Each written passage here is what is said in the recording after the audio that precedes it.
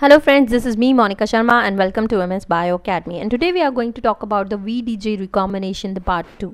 In part 1 we have already discussed that what are the different gene segments which are responsible for the immunoglobulin genes which are coding for the heavy and the light chain of an antibody and giving an antibody a different diversity against all those pathogens which are present in the environment, right? So we have already talked about it. Now we are going to talk about in this particular video how this actually the recombination process or the gene rearrangement in all these segments of the genes take place, that it is giving rise to some billions of antibodies which are present in our body, right? So let's talk about. So we already know that antibody is made up of a 4 polypeptide chain, right? The 2 of them is the heavy chain and the 2 of them is the light chain, and we know that in this heavy chain and the light chains there are different constant and the variable portions are present, right? So the uppermost is the variable portion and lowermost these are the constant portions, right, of the light and the heavy chains,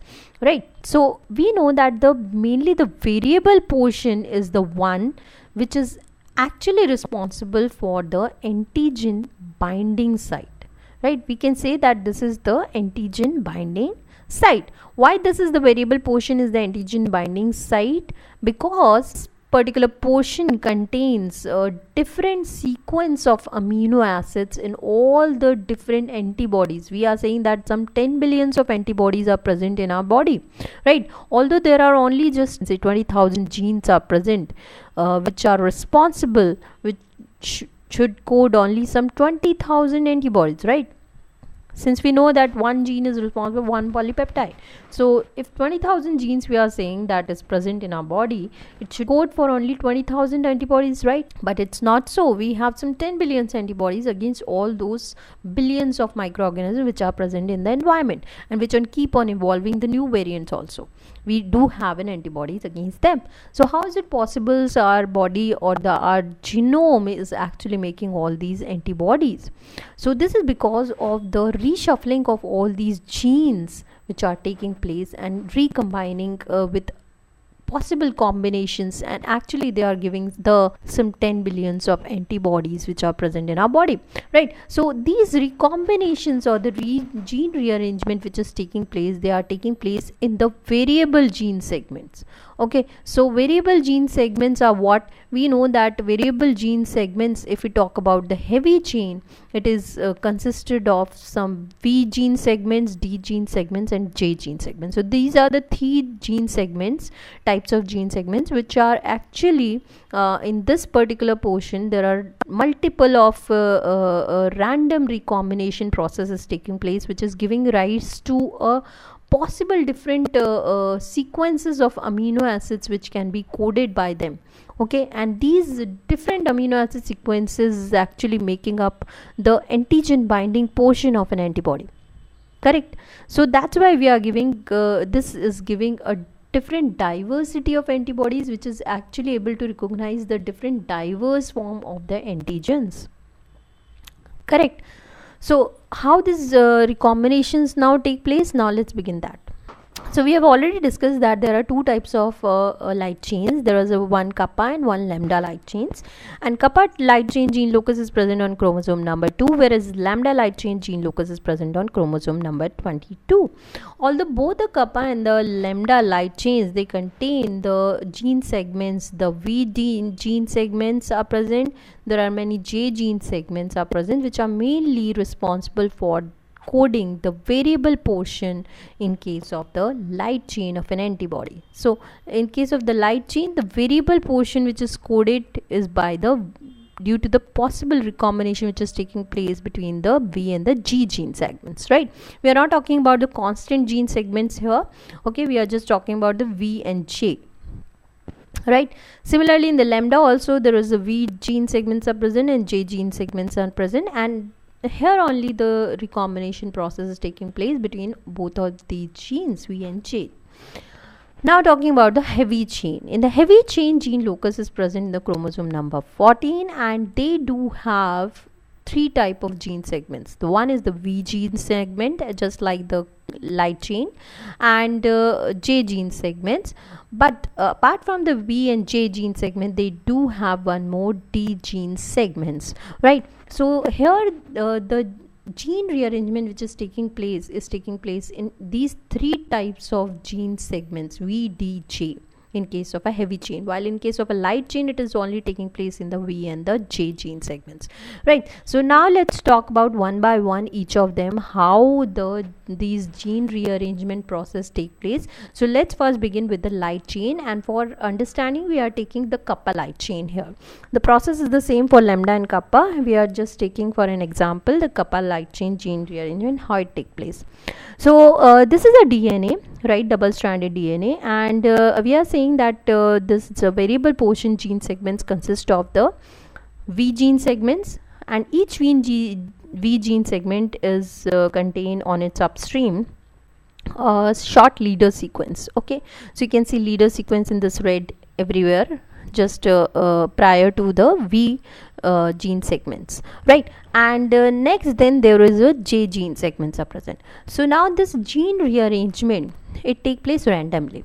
Okay, so and this gene recombination process generally involves the three steps. The first is the shuffling, right? So there is a gene shuffling will take place. Second, there will be a cutting, okay, and third there is a joining, right? So what will happen? First there is a shuffling.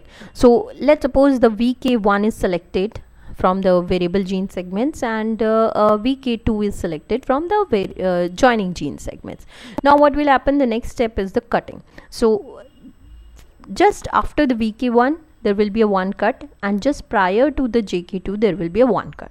Okay, and just middle section of this between these two gene segments, the V kappa 1 and the J kappa 2, this gene segment will be deleted, right? So this will be removed, and now these two gene segments, one with this one V kappa 1 and one which is containing the J kappa 2, and after that J kappa 2 all other genes, these two will then be joined together. Okay, so you can see here that V kappa 1 is joined with the J kappa 2, and after that J kappa 2 all other genes are also joined, but the middle portion is being deleted here, right? So this is the how the gene rearrangement take place. Now this gene rearrangement I have talked about, that V kappa 1 and J kappa 2 we have randomly selected. Okay, so this also happens naturally, that randomly any gene will go and bind with any other J gene segment, and there will be a possible combinations of the different these gene segments will come, right, which will give rise to a possible different combinations of the variable portions of the light chain antibody chain, right? So now what will happen after this gene rearrangement?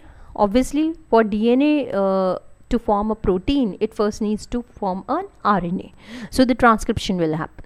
Now this transcription will first form the pre-mRNA, we know that, right? The pre-mRNA, it will need to be formed the mature mRNA. Mature mRNA, it needs to add the polyadenylation tail, then it needs to do the RNA splicing. In the RNA splicing, all the introns part, the non-coding parts, the middle portion, they will be deleted, right? So here you can see all are deleted, and now only the genes which are responsible for coding of that particular protein is only present.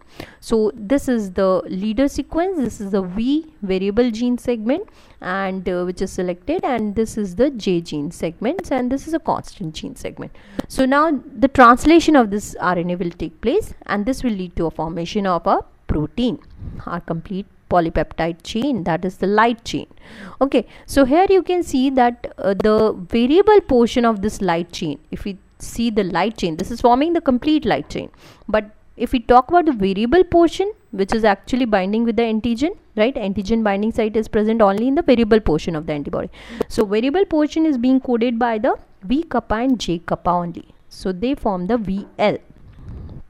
And the constant portion is by the constant kappa, right? So this yellow one is being coded by the V kappa and J kappa. So this is randomly selected, these V kappa and J kappa gene segments. So there are possible combinations, other combinations can also happen, and there will be a multiple combinations. Some, let's suppose 400 possible combinations are possible for the light chain variable region.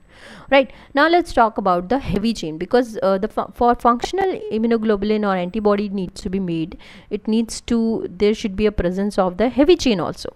Now let's talk about how this variable portion of the heavy chain gene segments are being rearranged and how they form the different diversity in the heavy chain portion variable region.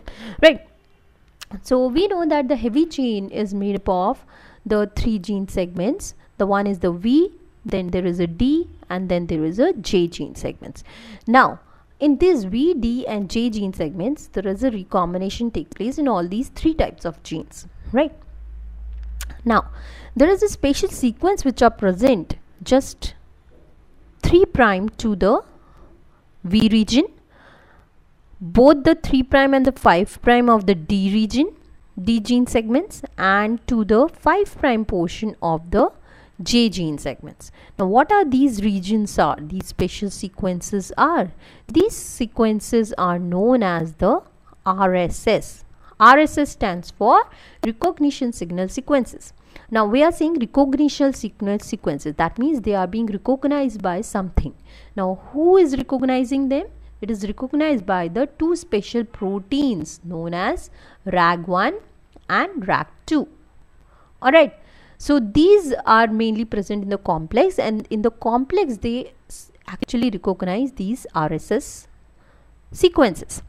Now there is one more speciality about these RSS. Now what is this RSS is actually made up of? This RSS sequences are mainly made up of the 3 things. Okay, the one of them is the 7 or the haptamer sequence, made up of the 7 base pair.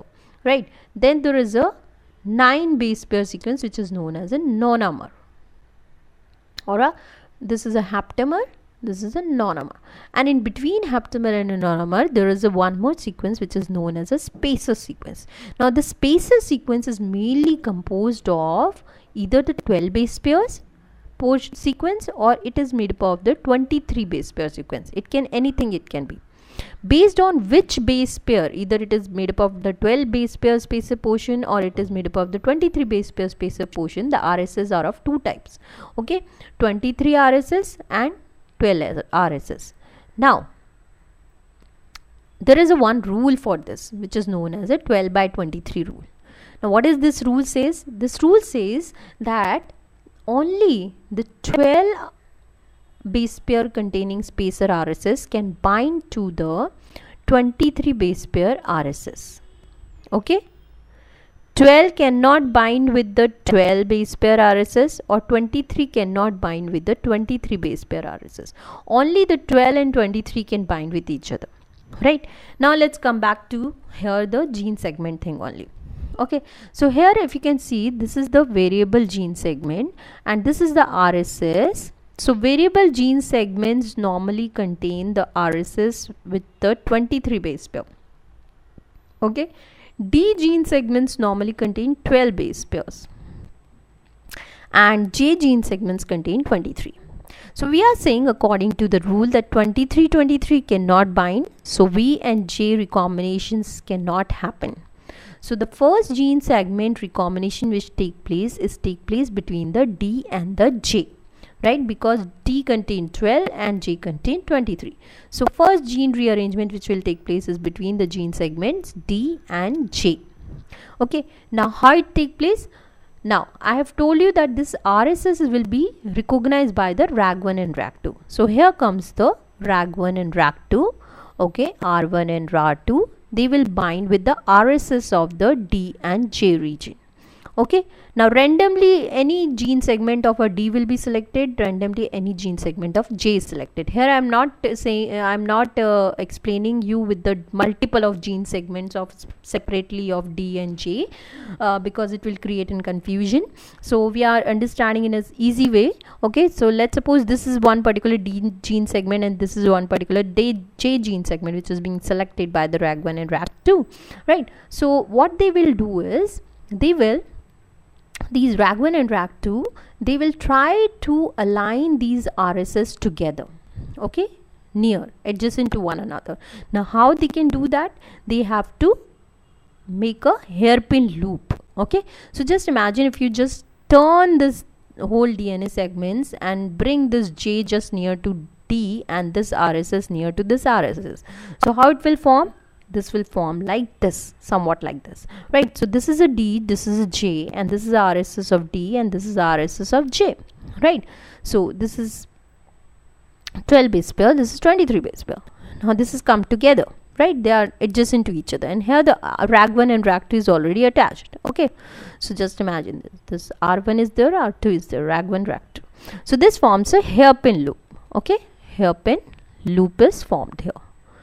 Now what will happen? This is a variable portion, right? So now what will happen? There are certain other enzymes will come now, okay. So what are those enzymes? They will also come and bind to this particular junctions of this D and RSS junctions and J and RSS junctions.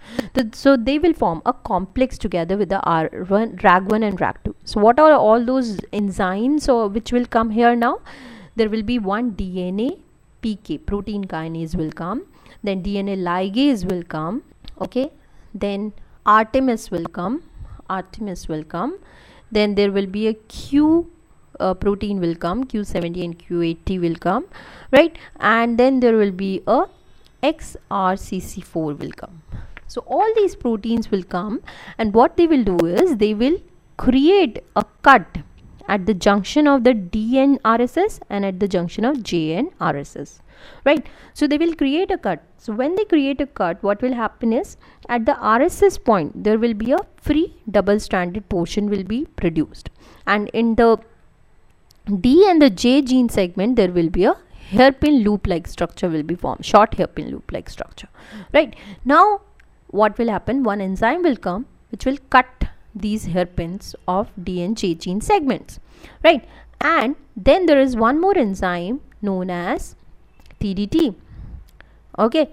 So this will come, this will add the nucleotides in this portion, the open portion of the D and the G gene segments, right? And this adding of the nucleotide, then finally the DNA ligase or the enzyme will come and will join these D and the J gene segment. So you can see here that this is a V, this is RSS of V, right? And these are the D and the J gene segments which are now joined with each other, right? So this is how the first gene rearrangement between the D and the J is formed, and this forms the DJ complex.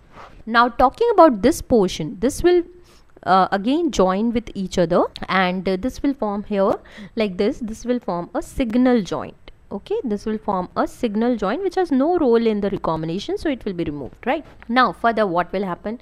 Now next recombination or the gene rearrangement will take place between the V gene segment and between the DJ complex, right?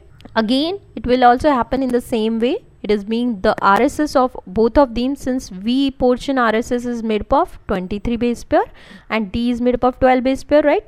So what will happen? It is again being recognized by RAG1 and RAG2. The RSS region of both of them will be recognized by RAG1 and RAG2. And RAG1 and RAG2, what it will do? It will align, it will try to align both the RSS together. So again it will form a hairpin loop, right? So here you can see it will form a hairpin loop. So this is the V portion, this is the D, and this is the J portion. So this hairpin is being formed here. Again here RAG1 and RAG2 is attached here in the form of a complex, okay. Just imagine this, and now what will happen? This RAG1 and RAG2 is attached here, okay. Just imagine this, and now again there are multiple of enzymes will come. As I have told you, all these enzymes, DNA PK, DNA ligase, Artemis, Q, XRCC4, all these will come. They will create a cut at the junction of the V and the RSS and at the junction of the D and the RSS, right? So this will form a hair loop at the gene segments, while there is an open double stranded end at the RSS portions, right? Again this RSS portion part will form a signal joint, which is then of no use. But this gene segment portion, which contains this variable gene segments, and this is a J and D, right? So again the single strand cut will be made, so it will form an open end. Then again TDT will come, this enzyme will add the nucleotides here and they will be rejoined, so this will form now VDJ. Gene segments will be joined together. Now we get, after the gene rearrangement, we got this sort of a instructions to be read in the DNA. Right, now after this we know that the transcription will happen, and after transcription there is RNA splicing, mature mRNA is formed, and then translation will happen, which will form a complete polypeptide chain made up of the VDJ gene segments. Right, so these three the gene segments which are now came in the final polypeptide chain. So what is this polypeptide chain is formed? It is the heavy chain polypeptide chain is formed now. Right, so it is now going to form the variable part of the heavy chain portion. So if I zoom it here and you can see it here, if this is the heavy chain and this is the variable portion represented with the blue portion, so this blue portion is being this V region which coded this variable portion, okay, and this yellow is the joining coded by the J gene segment after the gene rearrangement, and this D is this green portion is being coded by the D gene segments. Right, so this forms the complete variable portion of the heavy chain of an immunoglobulin. Now we have seen that earlier the light chain is also being formed, so these light chain and the heavy chain then combine with each other and will form a complete functional antibody molecule. Okay, so I have told you that there are possible some 400 possible combinations of different variable region can be made from the gene rearrangement of the light chains, right? And similarly in case of the heavy chain gene rearrangement, there are possible combinations, some 20,000 possible combinations of variable portion of the heavy chain can be made, right? So just imagine if you are going to now if we talk about the combined possible combinations from the light and the heavy chains, it can be some millions of combinations can be made, or some billions of combinations of the antibodies, full antibodies can be made. So that is how we have in our body some billions of antibodies present in it. Right, so this is all about the VDJ recombinations. If you have any queries, please do comment below in the comment section below, and if you like it, please do share it and subscribe my channel MS Bio Academy. See you soon in the next lesson. Bye for now.